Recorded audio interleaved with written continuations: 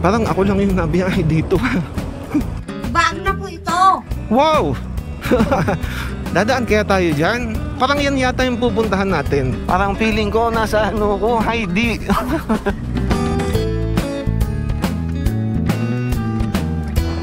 Wow, ang ganda. Tapos may mga backup. Tapos yun din, bundok din doon. Ang ganda. Parang ang alam ko kasi, yung lapad ng kalsada, binabase yun sa volume ng traffic. Nakakatuwa naman to.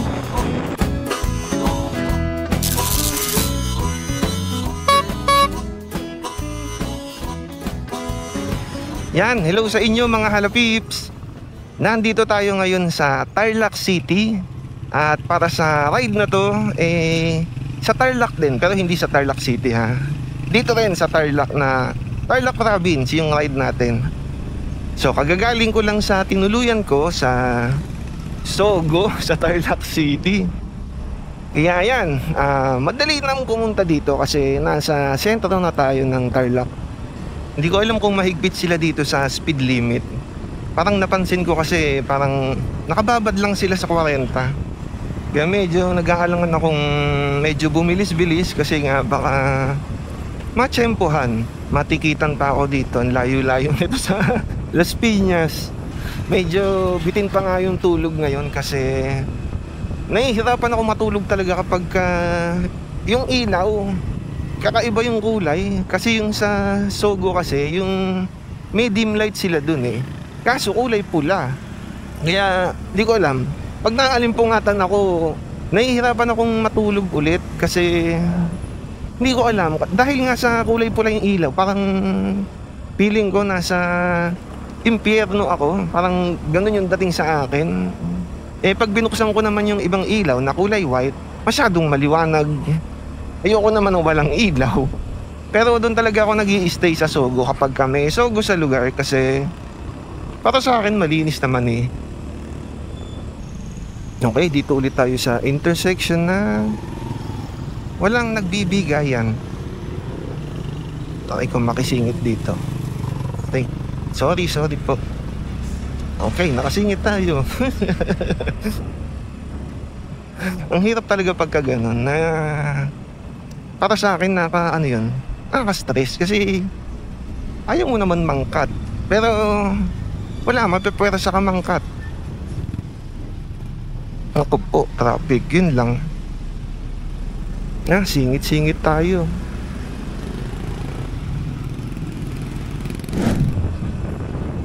Ang ganda ng kalsada nila dito malawak, tapos ayan walang mga lubak-lubak, walang mga patsi-patsi. Tapos dagdag mo pa to, yung mga yung mga kurbada na to. Ang ganda. Nakakatuwa yung ganitong daanan. Woo! Nakaka-enjoy pag ganito talaga. Yung mga soft curve lang, tapos yung dire-diretso, yung walang traffic. Napakaganda.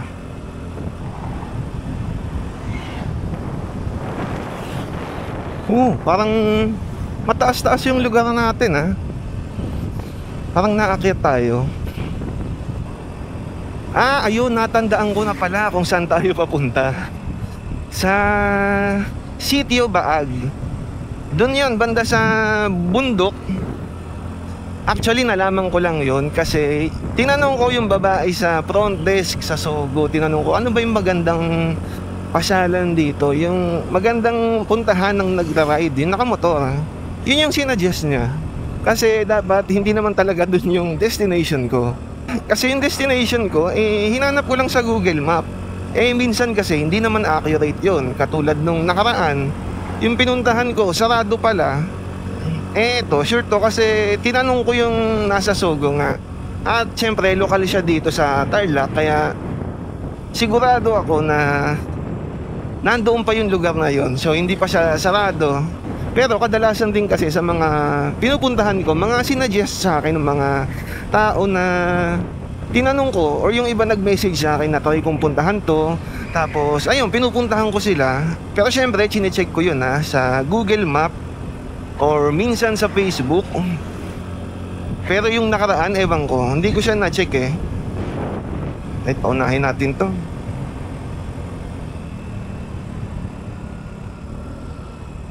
Naku, malas. Lumiit yung kalsada. Okay. So, hindi ko siya mapapauna. Slight left? Slight left ba to? Ba naman to si Google Map? Paano kaya to naging slight left? Aray ko! Ayan o, ang daming mga palay-palay dito na binibilad nila. Lagi kong naiisip o tinatanong ko sa sarili ko kung gaano nila katagal yung binibilad. Nakikita ko na tinatanggal nila kapag hapon.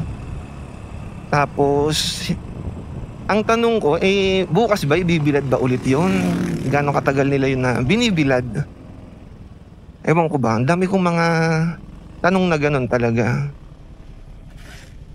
Minsan kahit yung mga napakasimple na wala lang, nagiging curious lang ako kung ano yung ginagawa nila.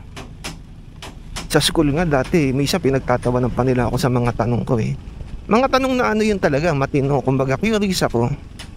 O siguro hindi lang nila naiisip yun kasi hindi sila interesado or hindi sila curious sa mga bagay-bagay. Pero di ko alam kung ba't hindi ko pa natatanong yung mga nakikita ko mga nagbibilad ng palay sa kalsada. Nahihiya kasi ako magtanong eh. Isipin mo yun, nagbibilad ka lang ng palay tapos bigla-biglang may lalapit sa'yo, tatanungin ka bigla ng ganong klaseng tanong. Baka mamaya matakot pa sa akin yun. Ang ganda ng tanaw eh, no? Mga palayan. Palayan to siguro, no? Ang ganda.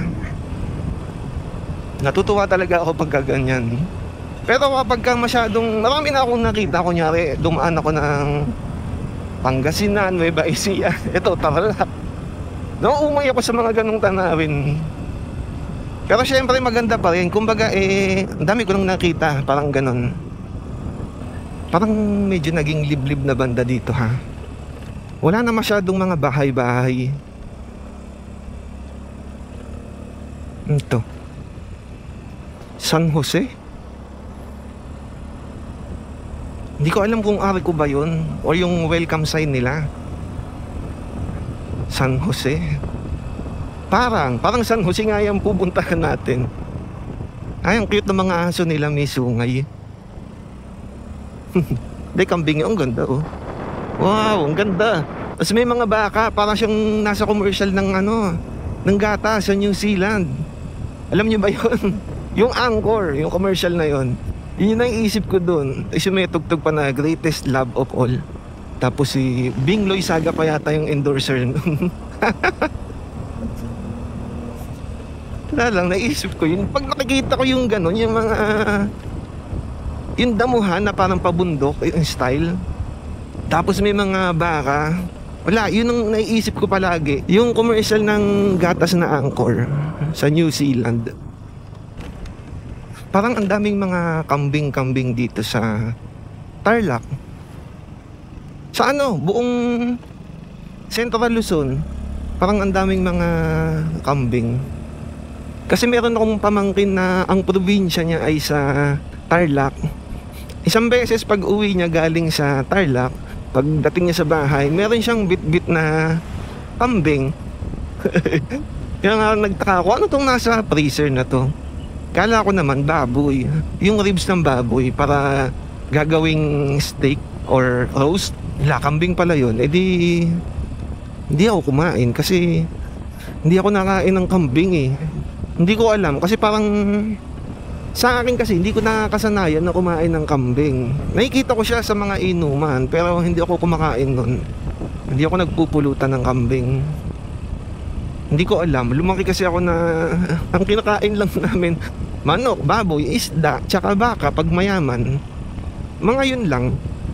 Walang kambing, walang rabbit, walang kung ano-anong hayop na kakaiba. Kahit nga rabbit medyo hindi ko gustong kainin yun kasi parang ang cute-cute ng rabbit tapos kakainin mo. Sana malapit na tayo. At sana may kainan din doon kasi nagugutom na ako. Dami ng liko nito. Pag ganito karaming liko, Nalilito na ako. Tapos 500 meters turn right. Okay. Kahit naman kasi na may Google Map, kung dadating naman ako doon tapos walang signal, hindi ko alam kung paano ako babalik. Hindi ko naman natatandaan yung mga niliko ko. Pero sana may signal doon. Monasterio de Tarlac.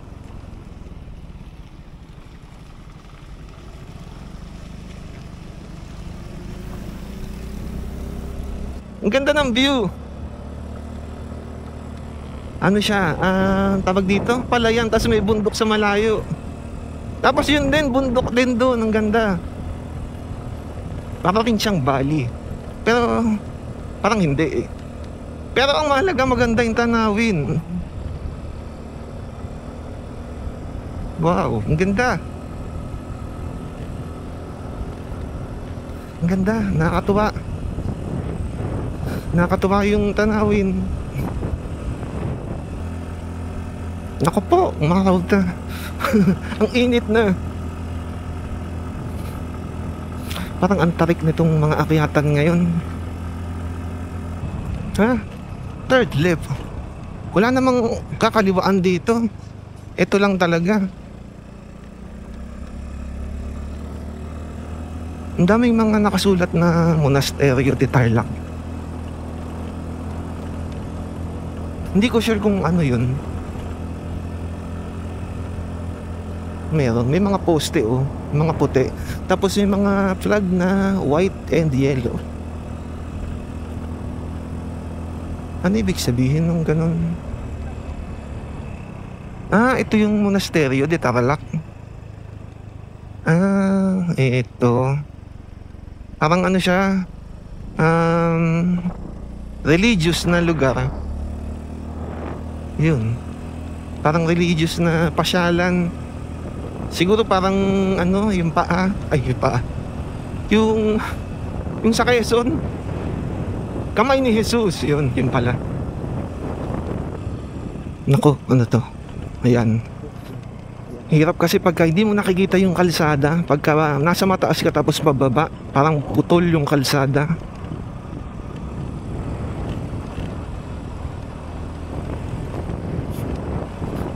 Parang ako lang yung nabiyahe dito. Siguro nga kasi weekdays. Parang kakaiba lang yung kalsada nila, no? Ang lawak, pero wala masyadong nadaan. Wala lang, naisip ko parang over budget, parang ganun ba? Hindi ko alam. Parang ang alam ko kasi yung lapad ng kalsada, binabase yun sa volume ng traffic na dumadaan. Eto, parang hindi naman ganun kadami yung nadaan dito. Ang lapad ng kalsada. Ang ganda. Parang ako na lang talaga yung nabiyahe dito. May mga pailan-ilan ako nakasalubong na mga tricycle. Pero yung papunta sa direction ko, parang ako lang. Parang ilang beses na ako nakaranas ng ganito. Yung mag-isa lang ako sa biyahe.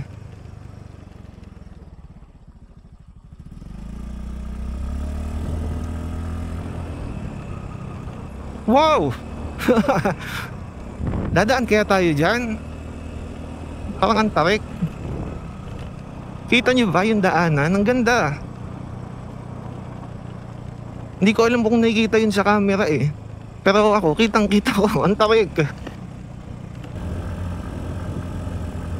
Wow, ang ganda. Ang ganda ng lugar.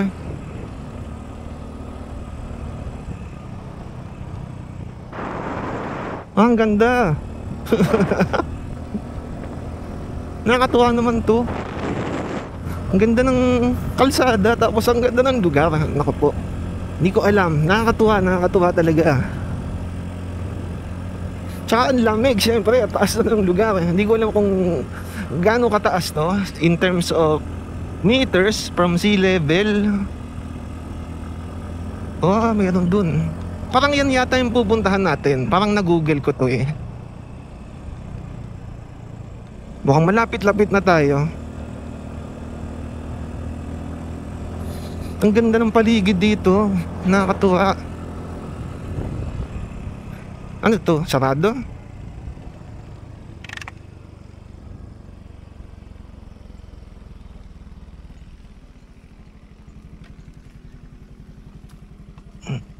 Magkano po? Pusang loob lang, sir.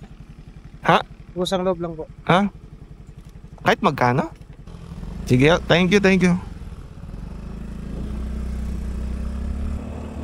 So yan, nagbigay ako ng 100 kasi wala, kusang loob naman daw eh. Pero okay na yun. Yun lang, hindi ko alam kung may entrance dito. Kasi ang kinonsider ko, walang entrance. Kaya, yun. Nasaan na yun?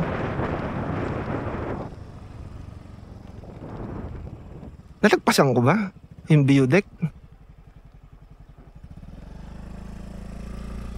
May mga kapihan din dito.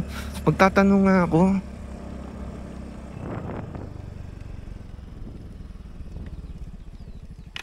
Excuse me po, saan po yung view deck ng Sitio Baag? Saan po yung Sitio Baag view deck? Dito po sa taas yung baag. Baag na po ito. Yung view deck po. Doon sa bandaron po. Dito. Sa Wandon. Aha. Pugadaan. Sige po, sige po. Thank you po, thank you. Thank you. Nalagpasan ko pala. Ang ganda ng daan talaga.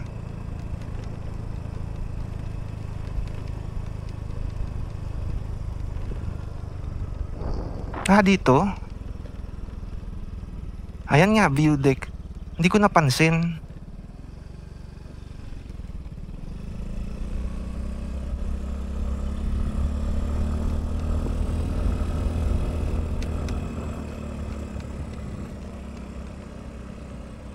Ito yung Sitio Baag. Kaya may mga bahay-bahay. Oops, may manok.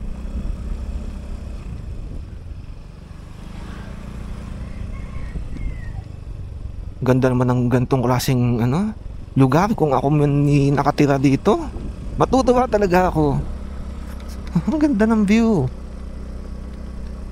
Ang ganda. Ito nga lang daanan na to eh. Ang cute. Kaya nakakatuwa. Parang feeling ko nasa Heidi. Ang ganda. Pag ganito talaga, yun palaging naiisip ko, yung Heidi. Pwede ba motor hanggang dito? Siguro naman pwede.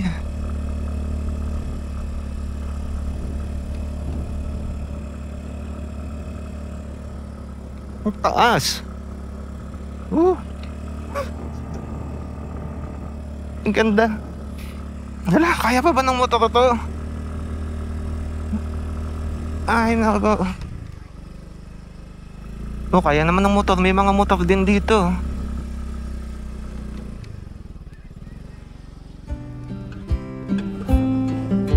Kung sa paakyat pa lang, ang dami mo ng tanawing makikita. Pagdating mo dito, iba yung pakiramdam. Yung hangin, malamig, yung mga burol, parang umaalon, at yung paligid, malawak, tahimik, at punong-puno ng mga lunti ang halaman at puno. Ito ang Sitio Baag View Deck ng San Jose, Tarlac, na nasa tuktok ng isang burol na mayroong 360-degree view ng mga kabahayan ng Sitio Baag at ng berdeng tanawin ng Tarlac. Ang pinakanugustuhan ko dito, yung reward na tanawin pagkatapos ng mga paakyat na kalsada. Yung tipong masasabi mo na, sulit talaga yung biyahe pagdating mo dito sa tuktok. Kasi iba yung view dito.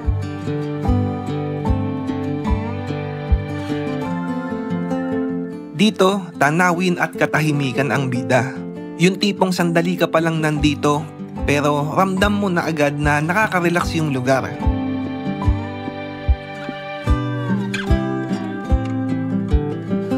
At kung balak nyong kumain pagkatapos dito, may mga kainan sa main road. Ilang minuto lang mula sa view deck. So yan mga halapips, maraming salamat sa pagnood ng video na to at sana ay nagustuhan ninyo. Kung nagustuhan nyo ang video na to ay pakipindot na lang ng like button sa ibaba ng video na to. At syempre mas nakakatuwa kung mag-iiwan kayo ng comment sa comment section. Pero kung gusto nyo pang makapanood ng mga ganitong klaseng video mula sa akin, ay subscribe na kayo sa channel na ito. Muli mga halapips, maraming salamat at hanggang sa susunod na ride. Bye bye!